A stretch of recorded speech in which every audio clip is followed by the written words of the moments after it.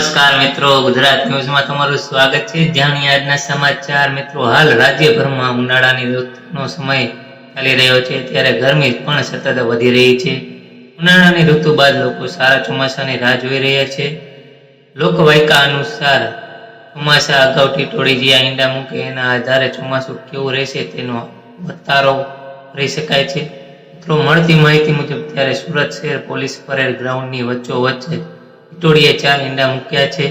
ટીટોળીએ જમીન પર ઊભા 4 ઈંડા મૂક્યા છે। ત્યારે જાણકારોનું કહેવું છે કે જો ટીટોળી ઊભા ઈંડા મૂકે તો સારો વરસાદ પડી શકે છે। ત્યારે આ સમગ્ર બાબતે જાણકારો કહે છે કે ટીટોળીએ જમીન પર ઈંડા મૂક્યા છે તો વરસાદ પણ મોડો આવશે। હાલમાં કાળઝાળ ગરમી પડી રહી છે, ત્યારે લોકો વરસાદ કેવો આવશે એની રાહ જોઈ રહ્યા છે।